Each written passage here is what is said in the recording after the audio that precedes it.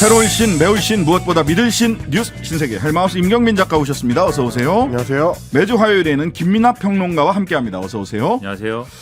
자, 오늘 박상혁 그 김포 국회의원 2부에서 만나야 되기 때문에 네. 조금 빠르게 좀 뉴스 신세계가 평소보다 시간이 좀 짧습니다. 빠르게 네. 진행을 해보도록 하겠습니다. 윤석열 대통령 7개월 만에 대구를 또 찾았고 박근혜 전 대통령은 2주 만에 또 만나셨어요. 1시간 10분 이야기하셨다는데. 그렇습니다. 지지난주군요. 이제 11.6대 박근혜 전 대통령하고 만난 적이 있는데 오늘 또 만났습니다. 일단 윤 대통령이 지금 소위 말하는 이제 보수층 결집 행보의 연장으로 오늘 대구를 찾았는데 지난 4월 이후에 7개월 만에 대구에 간 거고요. 대구 엑스코에서 열린 전국 바르게 살기 운동 전국 회원데이 대회에 참석을 했습니다. 여기에 이제 참석한 현직 대통령도 99년에 김대중 전 대통령 이후로 이제 처음이고요. 대구에 오니 힘이 난다라고 하면서 축사를 했고 부정부패를 추방하고 법 질서를 지켜서 정직하고 건강한 사회를 만들자면서 바르게 살기 운동을 하고 있는데 가짜뉴스 추방 운동 또한 민주정신을 확고하게 지켜주실 것이라고 믿는다. 뭐 이런 얘기를 했습니다. 가짜뉴스 또 한번 언급을 했고요. 행사가 끝나고 나서는 대구 칠성시장을 찾아서 상인들하고 또 대화를 나누면서 본인이 대구에서 이제 근무했던 시절의 이야기를 하기도 했습니다. 그러고 나서는 대구 달성군의 육아읍에 있는 박근혜 전 대통령의 사저를 찾아갔습니다. 박 전 대통령하고 1시간 10분 정도 이제 면담을 했고 끝나고 나서도 뭐 여러 이제 후일담들을 이도훈 대변인이 전하기도 했습니다. 그 칠성시장 가서도 아주 힘이 난다. 또 대구에 가셔서 힘이 2번이나 나셨어요. 대구에는 뭐 여러 가지 정치적 판단 그리고 뭐 최근에 뭐 TK 지지율 뭐 하락 뭐 이런 거 그다음에 뭐 TK 지지율이 뭐 하락했는데 회복이 되지 않았다라는 뭐 일부 여론조사 그렇지만 또 회복이 된 것도 있다라는 일부 여론조사 뭐 여러 가지 결과가 있는데 대통령이 만족할 만큼은 아니다라는 뭐 조건 뭐 이런 것들을 고려해서 대구에는 뭐 여러 가지 이유로 갈 수도 있다고 봅니다. 그리고 마침 일정도 있고 그런데 현직 대통령이 전직 대통령을 이렇게 짧은 기간 동안에 이렇게 여러 차례 만난 사례가 있느냐 좀 못 본 것 같아요. 한 번도. 네네. 한 번도 본 적이 없고 그리고 다른 국민들이 볼 때도 박근혜 전 대통령을 윤석열 대통령이 또 만났다고?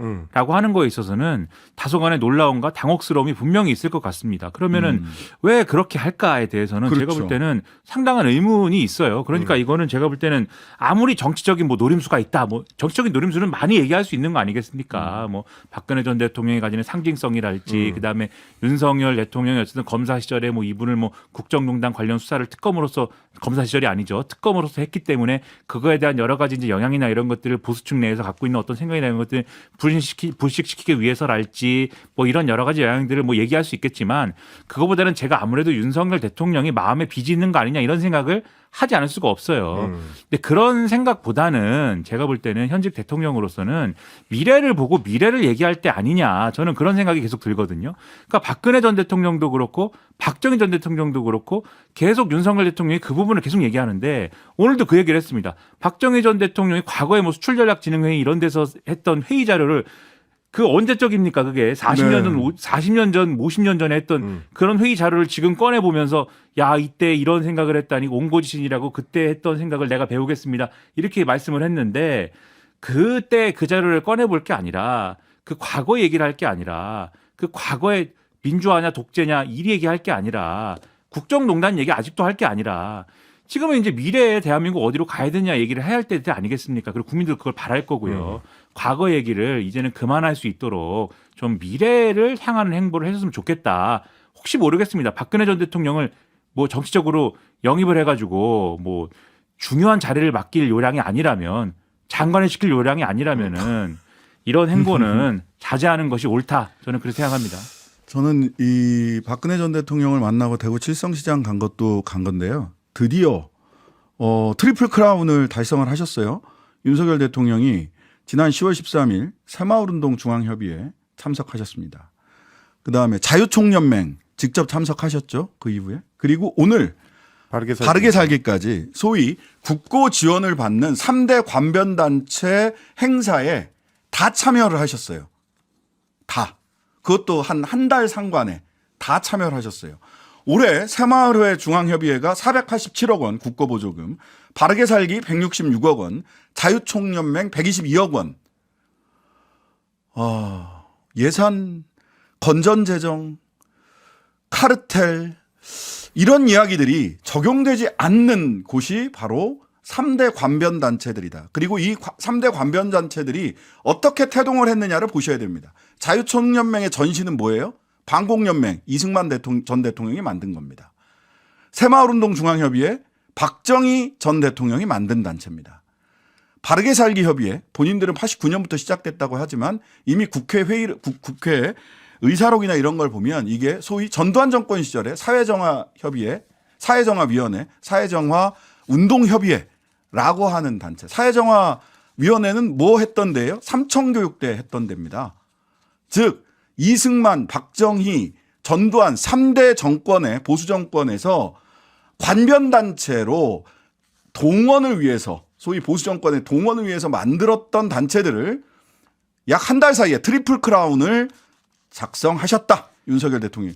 왜 이렇게 집중적으로 관변단체들 국고보조금 이 다 합치면 얼마입니까? 487억, 166억, 122억. 거기에 대해서 한마디만 덧붙이면은 예. 그 뭐 트리플 크라운이라고 표현하셨는데 그 관변 단체들이 시작은 그랬으나 지금 뭐 자기 자리를 잘 찾아갖고 우리 사회에 좋은 일을 하고 있다라면은 그러한 것을 대통령이 뭐 격려할 수도 있겠죠. 근데 말씀하신 자유총연맹의 경우에는 지난번에 정치적 중립을 뭐 지키자라든지 이러한 정관을 스스로 개정을 했어요. 그리고 지금 정치인 출신이 가가지고 중요한 역할을 또 맡고 있는. 네. 그래서 이번 정권 들어서 왜인지 모르겠으나 자신의 정치적 역할을 계속해서 확대하고 정치적인 역할을 오히려 숨기지 않으려고 하는 더 노골적으로 하겠다고 하는 그러한 단체가 지금 돼 있는 그러한 상황이고요. 그다음에 오늘 대통령이 한 말씀을 보면은 바르게 살기 운동이 가짜뉴스 추방 운동을 한다는 거예요.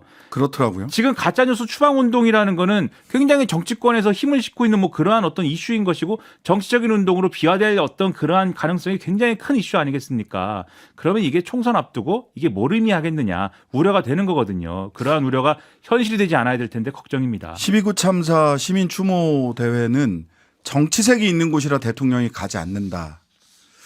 이 세 군데 관변단체는 정치색이 하나도 없는 순결한 곳인가 봐요.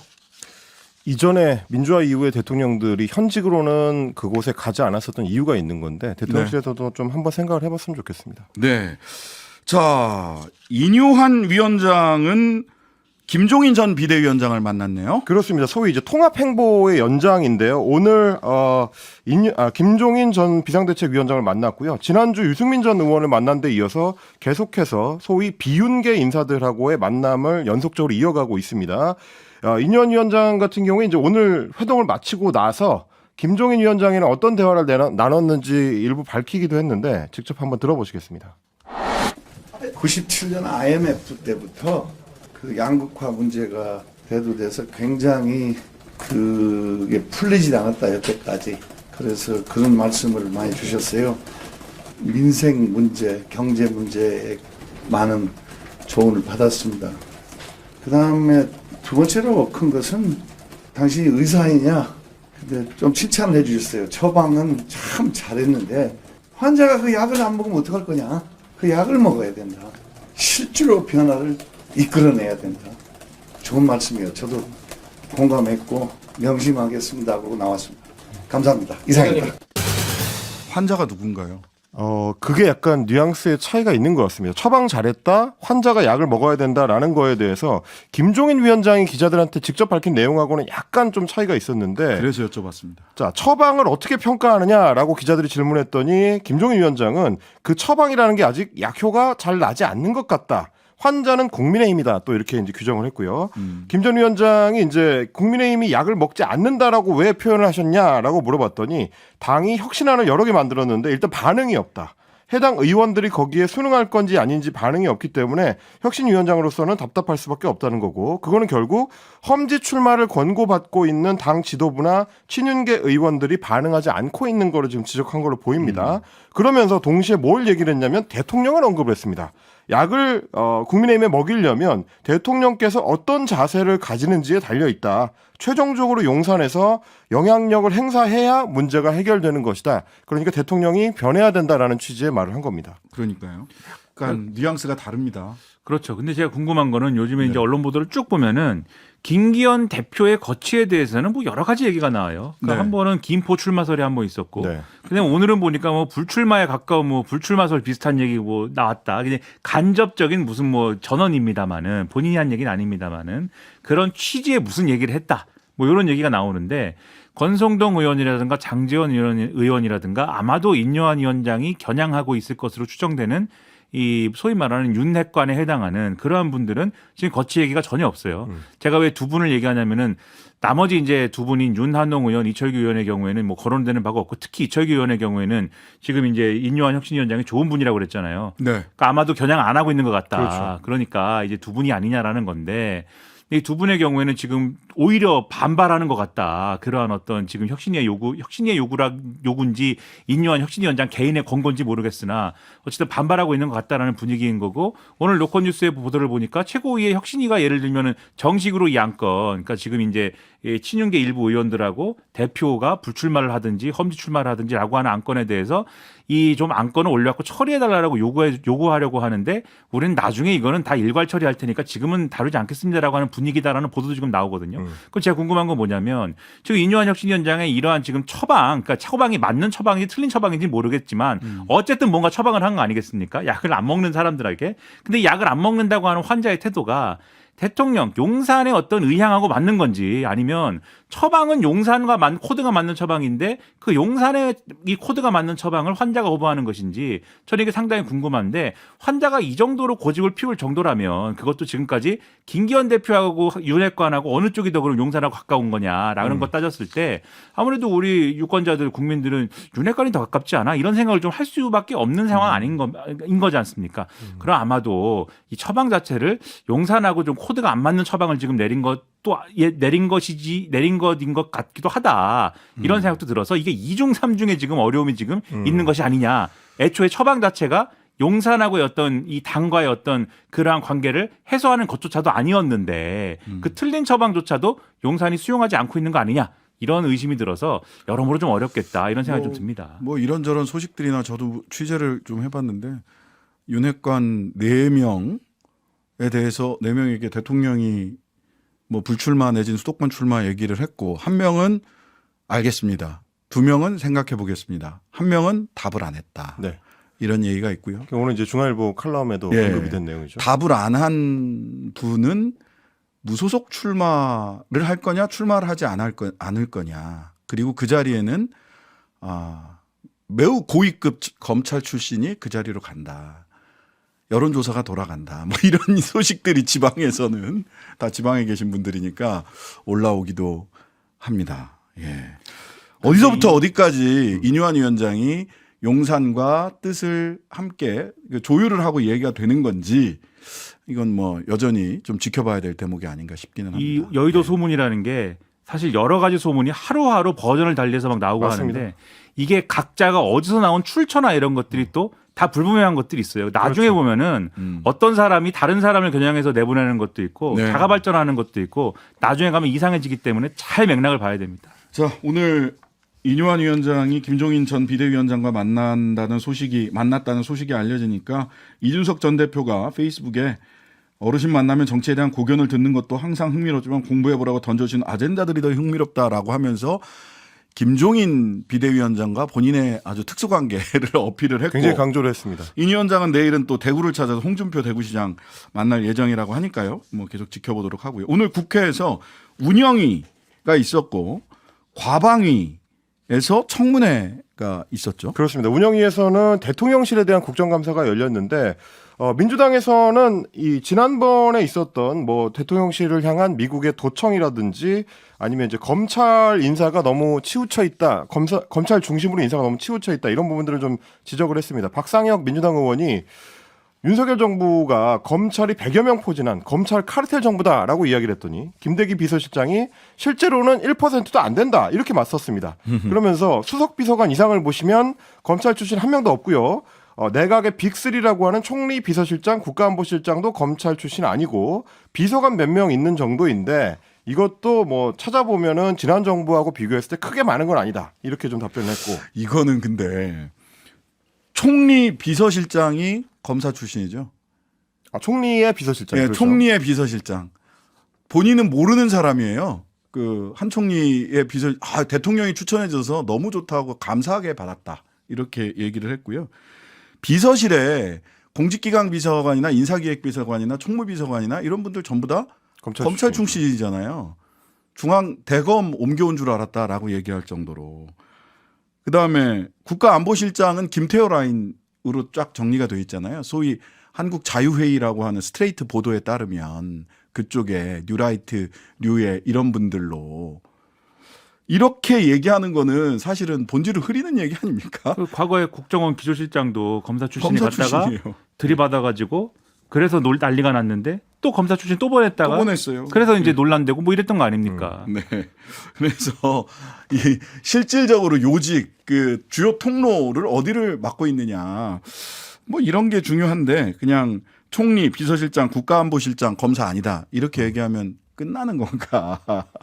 그리고 이제 말씀드렸던 대로 미국 대통령실이 지난 4월에 우리 대통령실 미국의 이 정부 당국 쪽에서 우리 대통령실을 도청했다라는 의혹 제기에 대해서 김병주 민주당 의원이 경찰의 불송치 결정서를 들고 그거와 관련된 이제 문제 제기를 했습니다.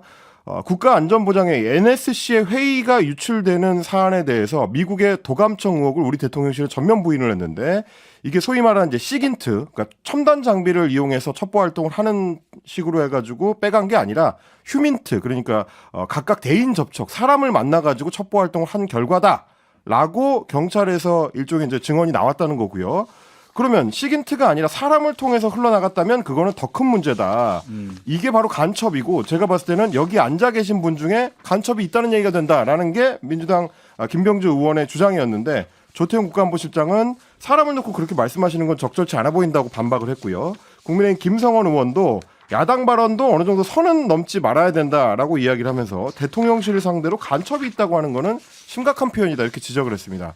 그런데 이제 김병주 의원은 정보가 북한에 빠져나가는 것도 있지만 중국이든 러시아든 미국이든 우리 정보를 내보내는 거는 다 간첩이다. 경찰 수사 결과로 얘기했는데 음해하는 거라고 보면 안 된다. 이제 이런 식의 또 반박을 하기도 했습니다. 저는 이 기사 보면서 경찰의 불송치 결정서를 보면 대통령실은 휴민트에 의해서 된 것이다. 이게 그 정보가 넘어간 게 라고 불송치 결정서에 있다고 하는데 조태용 국가안보실장은 대통령실에서 경찰에 입장을 제출한 게 아예 없다 또 이렇게 얘기를 해요. 누구 말이 사실인지. 불송치 결정서에 그렇게 써 있다는데. 그러니까 써 있는데 그럼 경찰 입장 얘기 안 했는데 거기 써 있는 거 그럼 누가 썼습니까 그러면? 그러니까요. 경찰이 소설을 쓰지는 않았을 거고요. 그러니까요. 그리고 이제 그것을 간첩이라 부르지 않으면 뭐라고 부르면 그럼 납득을 하는 것입니까? 스파이라고 부르면 납득을 하는 것인가요? 그러니까 네. 뭐 용어를 어떻게 쓰자는 것인지 그걸 제안을 해줬으면 좋겠습니다. 그러면. 예, 잠시 광고 듣고 뉴스 신세계 이어가겠습니다.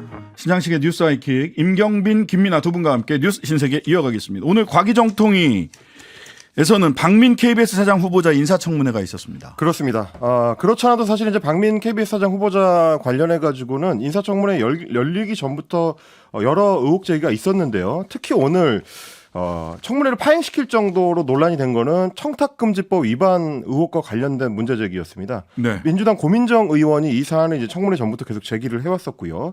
뭐 휴직 기간 동안에 뭐 이 사기업에 컨설팅을 했는데 그게 이제 청탁금지법 위반 소지가 있다라는 얘기였는데 자료 제출이 제대로 안 되고 있다는 게 민주당 의원들의 주장입니다. 근데 이제 특히 이 고민정 의원 같은 경우는 이거 의혹 제기하는 과정에서 박 후보자의 인사청문 준비단이 청문위원 실명을 직접 거론을 하면서 근거 없는 허위 주장으로 공격을 멈추기를 바란다. 이런 얘기를 했다는 거고요. 이거는 청문위원회 권리를 박탈하는 거나 마찬가지다라고 이야기를 했습니다. 여기에 대해서 장제원 과방위원장이 고 의원이 박 후보자와 질의응답하는 과정에서 후보자의 답변을 들어보시고 그러고 나서 후보자의 사과 여부를 판단해보겠다. 이렇게 얘기한 겁니다. 네. 그랬더니 이제 고 의원이 일단 후보자가 자료 제출을 거부했기 때문에 질의할 내용이 없고 신상 발언을 할 수 있는 기회를 달라라고 요구했는데 장 위원장은 할 수 없다라고 이제 맞받았습니다. 그러자 이제 고 의원이 위원장이 그러면 하라고 하면 해야 되느냐? 이거는 위원장 갑질이다. 위원장은 청문위원회 권리를 보호해주기는커녕 청문위원을 오히려 매도하고 있다. 굉장히 위구함이고 위원장 자격이 없는 것이다라고 비판하니까 장제원 위원장이 다시 한번 세상에 위원장을 상대로 청문회 하는 거는 처음 본다. 위원장 자격을 고민정 위원이 정하느냐? 민주당이 요구하는 자료도 위원장이 다 받아줘야 되고 입맛에 맞는 후보자 답변도 내가 받아줘야 되느냐 이렇게 서로 이제 왔다 갔다 하다가 결국 신상 발언 기회를 얻지 못한 거에 항의하면서 야당 의원들이 집단으로 퇴장을 했습니다. 신상 발언 기회를 안 주는 경우는 제 잘 못 기억이 잘 안 나는데. 그리고 후보자하고 싸워야지 왜 위원장이 왜 청문위원들하고 싸웁니까? 그 이제 박민호 후보자가 이제 적격 인사이냐 이런 것들을 검증을 해야 되는데 왜 위원장이 왜 이것을 못하게 합니까? 그것도 의문이고 그다음에 이제 박민호 후보자가 이제 적격 인사이냐에 대해서도 오늘 좀 의문이 들었습니다. 왜냐하면은 네. 문화일보 시절에 사회부장 할 때 실제로 오보를 많이 이제 낸 거에 대해서 물어봤어요. 민주당의 윤영찬 의원 등이 네. 그때 오보를 낸 거에 대해서 그러면 왜냐면은 이 박민호 후보자가 KBS에 그러면은 여러 가지 뭐 문제 어떤 보도에 대해서 문제 제기를 하면서 이게 실제로 오보가 돼가지고 큰 문제다 이렇게 이제 주장을 하니까 네. 본인이 문화일보에 사회부장할 때 오보 낸 거에 대해서 어떻게 생각하느냐라고 물어봤는데 KBS가 뭐 이렇게 여러 가지로 이제 좀 여러 가지 잘못 보도한 것은 참 문제가 큰 국정에 여러 가지 문제와 연관되어 있는 선거라든지 뭐 이런 것과 연관되어 있는 문제이기 때문에 큰 문제고 내가 사회부장할 때 오보낸 거는 그렇게 파장이 크지 않았던 것이기 때문에 그 문제 없는 것이다. 문제가 좀 덜한 것이다. 이런 취지로 답을 해서 네. 그렇게 얘기할 수 있는 거냐 이게 저는 그런 참 의문이 들었고 네. 그다음에 이제 MBC 문제이긴 합니다만 바이든 날리면 그 문제 있지 않습니까? 네. 그것과 같은 문제가 있을 때 사장으로서 그러면 그거를 보도하지 못하게 할 거냐라는 문제에 대해서도 계속해서 이제 확인이 안 됐으면은 그거는 보도를 유보했어야 되는 것이다라는 취지로 막 얘기를 했거든요. 그러면 제가 볼 때는 그게 예를 들면 우리가 어떤 의문을 가지고 있는 걸 취재하는 와중에 그 취재의 대상이 되는 사람이 확인을 안 해주면은 그건 보도를 못 하는 겁니까? 그래서 우리가 권력기관에 어떤 있는 사람이면 어떤 의심스러운 어떤 일이 있을 때 일부러 언론에 대해서 해명을 안 하면은 그 보도를 못하게 막을 수 있는 어떤 그러한 대상이 되는 것인가요? 그러니까 이런 것도 사실 안 맞는 것이기 때문에 저는 이제 이런 답변들을 쭉 보면서 언론인으로서 그러한 적절한 그러한 뭐랄까요 소양을 가지고 지금까지 해왔느냐도 의문이고 그러한 분이 이 어떤 공영방송의 어떤 사장으로서 잘 하겠느냐 그것에 대해서 의문을 가질 수밖에 없는 상황이 됐기 때문에 그러한 어떤 검증을 제대로 하지 못하고 있는 것에 대해서 상당히 좀 아쉽다 이런 말씀 드리겠습니다. 저도 한 20여 년 정도 이제 보도 프로그램들에 종사를 해왔습니다만 확인이 안 되면 뉴스 보도를 할 수 없다라고 하면 뉴스를 만들 수가 없습니다. 왜냐하면 네. 당장 박민 후보자만 하더라도 지금 민주당 의원들의 주장에 따르면 의혹 관련된 자료들을 확인을 해달라고 하는데 확인을 안 해주지 않습니까? 네. 그러면 의혹 제기를 할 수가 없다는 얘기가 되는 거라서 권력 감시가 이제 기본적인 역할인 저널리스트 입장에서는 그게 불가능한 요구를 KBS 사장이 하는 거일 수도 있다. 그 부분을 좀 숙고할 필요가 있을 것 같습니다. 그 과태료와 지방세 상습 체납으로 52차례 자동차 압류를 통보 받으셨더라고요. 저는 이거는 좀 이해가 잘 안 가는 한두 번 뭐 압류 통보 받을 수도 있는데 52차례 자동차 내지는 집 압류 통보를 받으셨다. 뭐 세상 뭐 별로 이렇게 담 쌓고 사시나 하는 생각이 들어서 저희 같이 이제 평범한 사람들은 과태료 통지서가 오면 그 20% 할인을 받으려고 좀 이제 조기 납부를 하거든요. 보통 그러게요. 사람들하고 좀 다르게 생각하시는 것 전 같습니다. 차가 없습니다. 예. 자, 민주당에서는 이동관 방통위원장 탄핵 얘기가 구체적으로 나오고 있습니다. 9일 본회의에 탄핵안을 이렇게 상정하겠다라고 이야기를 상정을 검토하겠다 이런 얘기예요. 그렇습니다. 일단 홍익표 원내대표도 어제 인터뷰에서 9일 본회의 때 탄핵소추안 같이 올릴 예정이다라는 얘기를 적극 검토하고 있다라고 이야기를 한 바가 있고요. 일단 내일 열리는 의원총회에서 한동훈 법무부 장관하고 이동관 방통위원장에 대해서 탄핵 논의를 하겠다고 예고를 해놨습니다. 여기에 대해서 이제 국민의힘은 좀 강하게 반발하고 있는데 윤재옥 원내대표 같은 경우는 탄핵 중독이다. 금단 현상이라도 생긴 거냐라고 이야기를 하면서 강서구청장 보궐선거 결과에 도취돼서 국민 뜻이 눈에 들어오지 않고 오만에 빠진 것 같다라는 비판을 내놨고요. 한동훈 법무부 장관도 할 테면 하라는 식입니다. 국민께서는 민주당이 왜 저에게 이러는지 다들 아실 것이다 라고 얘기를 하면서 매번 말로만 겁박하지 말고 하려면 하라 뭐 이렇게 얘기했습니다. 9일 금요일 본회의가 굉장히 주목됩니다. 탄핵안이 발의가 되는지 또 패스트트랙이 아니라 결국 본회의에 직회부된 노란봉투법과 방송 3법 이것 상정돼서 처리될 수 있을지 필리버스터가 시작될지 등등.